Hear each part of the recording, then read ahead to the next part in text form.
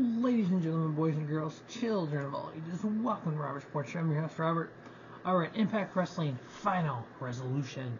The final premium live event for Impact Wrestling. As we know, they are changing to TNA Wrestling as of January 5th. They will have TNA Plus out. Streaming service provided by Endeavor, which I don't know if that has anything to do with WWE because their streaming is on Peacock, but we'll see if it does anything in the future. I think it's more like what WXW is doing on the WWE Network kind of deal. But we'll see. But the last Impact Wrestling show, honestly, since they announced they're returning to TNA next year, I think overall the product's been kind of... you got to think, though, they had a best of for Thanksgiving. They had the... whatever the stupid...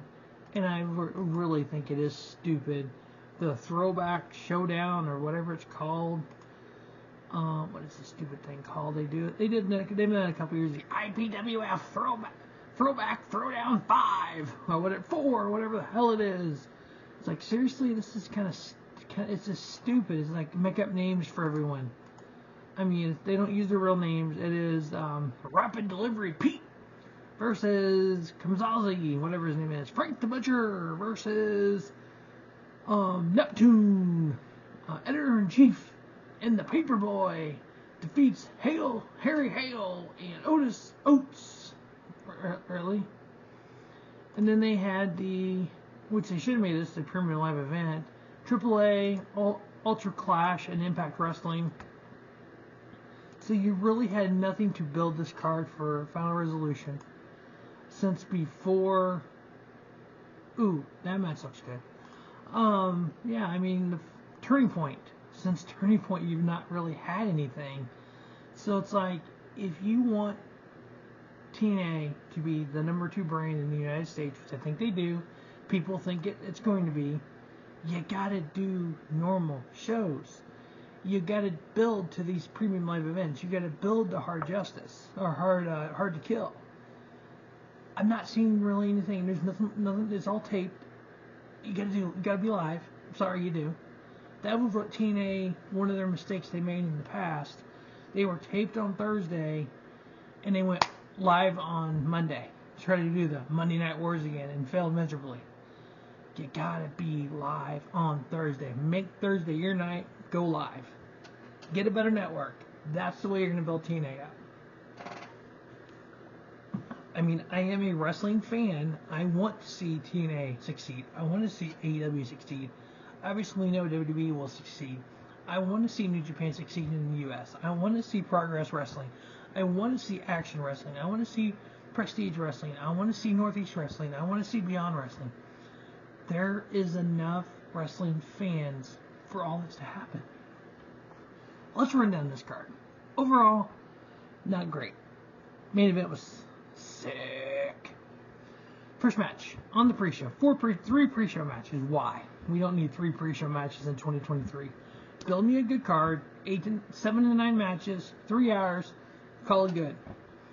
3 pre-show matches for a YouTube pre-show that you have to go online to watch. It's not like back in the day where you watched the pre-show determine if you're buying the pay-per-view. If you have Impact Plus, or if you already bought it on Fight, you decided to buy it before the pre-show. PCO versus Jessie V, 5-minute match. I give it 2 1/4. PCO won. Jack Price versus Aiden Prince, 6-minute match. 2 1/4.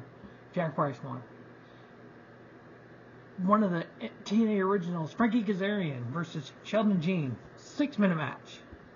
2 1/4. Frankie Kazarian won. That was the pre-show, ladies and gentlemen. Those were Impact shows. They weren't pay-per-view level shows or premium live event level shows to me.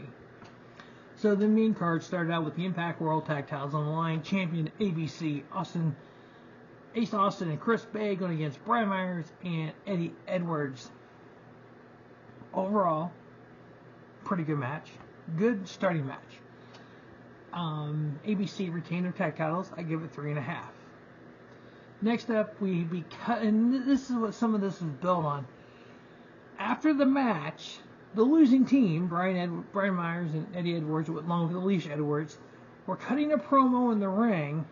Alisha challenged somebody. Jody Threat came out. Match was made. Jody Threat versus Alisha Edwards. Right, really? That's how we're making matches now for premium live events. Jody Threat got the victory there in 7 minutes. I ended up giving that match 2-star. Next up, we had the Impact Digital Media Championship on the line. Champion Tommy Dreamer versus Deonna. 11-minute snooze fest. Not great at all. Tommy Dreamer did retain his Digital Media title. 2.5 star. Yeah, that's 11 minutes of my life I'm never getting back. And then we were supposed to have Mike Bailey versus Trey Miguel, but we had the Rascalz interfere in the tag match earlier against Attack ABC. So Scott D'Amore told Trey Miguel and Zachary Wentz they'd be in a match against Speedball Mike Bailey and a partner of Scott D'Amore's choosing. We find that mystery partner as Trent Sabin. So this match again was made backstage during the show.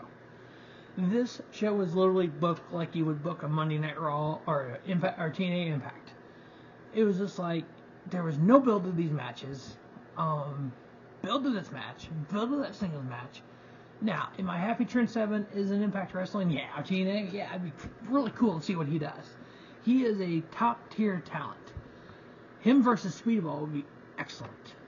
The one thing I do enjoy about Impact Wrestling, the talent, like a Speedball Mike Bailey, like a Jake something, like the Rascalz, they're able to go other places and wrestle.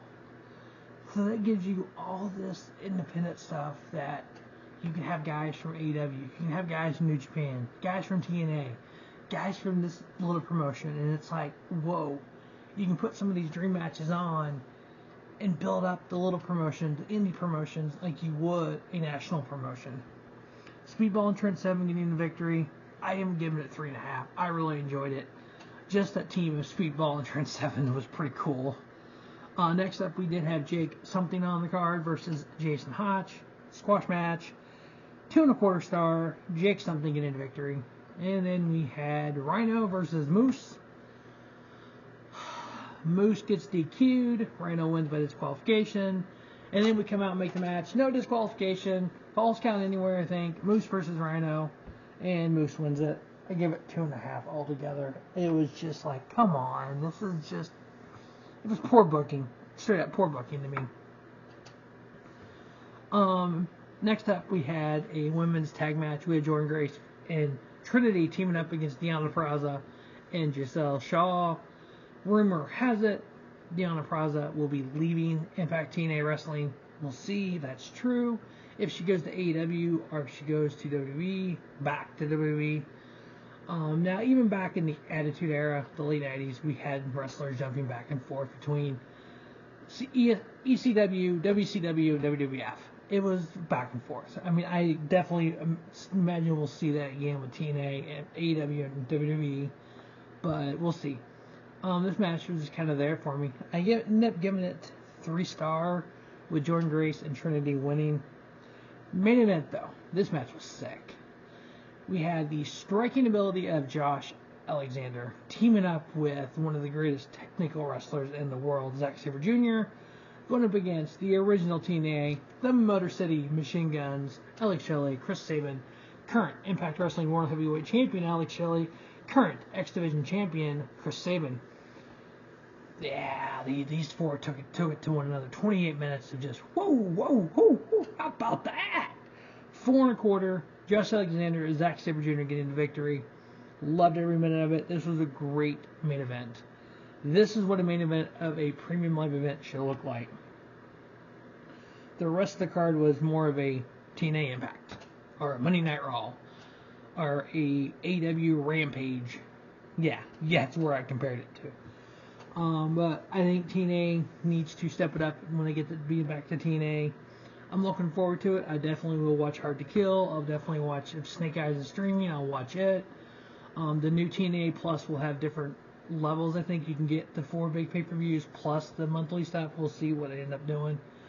But as always, I think there is enough wrestling fans in this world to support 3 major companies, TNA, AEW, and WWE, along with all the independents, all in New Japan and AAA. Yeah, so last video of 2023 will be the state of pro wrestling. The first video of 2024, as always, for 8 straight years, we'll have the preview of New Japan Pro Wrestling Wrestle Kingdom, this time 18. Can't wait for that. And then we got lots planned for January, showcase of the independents. I'm going to profile 31 different independent companies with their best matches of 2023.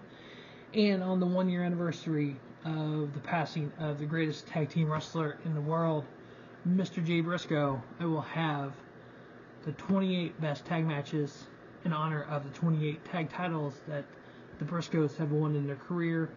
And then on his 40th birthday, which is a week later, I'm going to rank the top 20 tag teams of 2023. So a lot going on in January. Make sure you check out. If you haven't already subscribed to the channel, please do. We are 1 away from 300.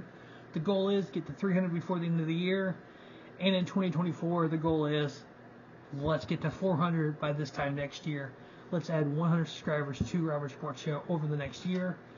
Plenty of NASCAR, plenty of pro wrestling, plenty of football. It's all right here. Over 500 videos so far in 2023. The 2024 goal, 730. That's the goal. But you know what? We're going to get there. We're going to have fun. We're going to enjoy it. I hope you enjoy it as well.